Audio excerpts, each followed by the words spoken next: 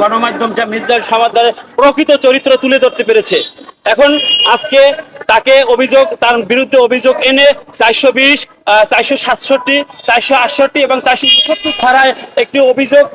দায়ের করে অবশ্যই আইনের আওতায় এনে এবং সর্বোচ্চ সাজা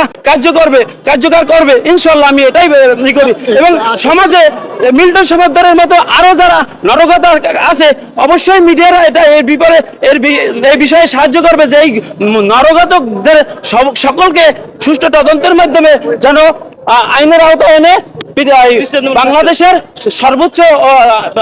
সাজা অভিযোগ আনা হয়েছে সেটা দণ্ডবিধির 420, 467, 468 এবং 469 ধারায় অভিযোগ আনয়ন করে রাষ্ট্রপক্ষ উভয় পক্ষের শুনানির পরে পর্যালোচনা করে যাতে এই সমস্ত অভিযোগ সহ অন্যান্য অভিযোগ আছে কিনা তার বিরুদ্ধে তার তদন্ত করে দোষী সাব্যস্ত করা যায় কিনা তার বিরুদ্ধে অভিযোগ দাখিল করার জন্য বিজ্ঞ আদালত এই নরঘাতক মিল্টন সমাদারের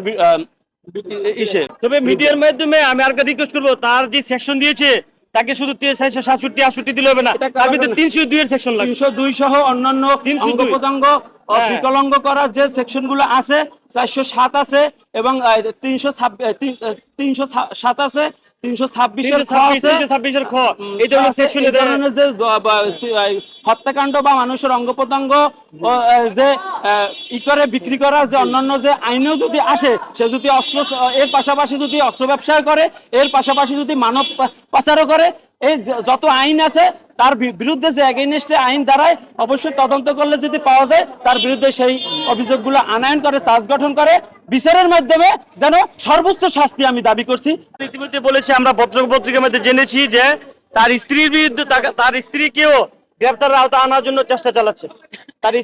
স্ত্রীকেও গ্রেফতারের আওতা আনার জন্য চেষ্টা চালাচ্ছে। এবং আমি আমি আমি আমি আহ্বান করবো এই প্রতিষ্ঠানে যারা যারা সম্পৃক্ত হচ্ছে সবাইকে আইনের আওতা নিয়ে আসুক এবং তার স্ত্রীকে রিমান্ডে নিয়ে এসে জিজ্ঞাসাবাদ করলে আমার মনে হয় সব তথ্য বেড়ে যাবে। আর ইচ্ছা করলো প্রশাসন, আপনারা আমরা সবাই জানি যে প্রশাসন আইন শৃঙ্খলা বাহিনী যদি চায়, কোনো মানুষ ইচ্ছা করলেও কোনো তথ্য গোপন রাখার সুযোগ নেই। তা আইন শৃঙ্খলার মধ্যে দিয়ে সকল তথ্য উদ্ঘাটিত হয়ে তা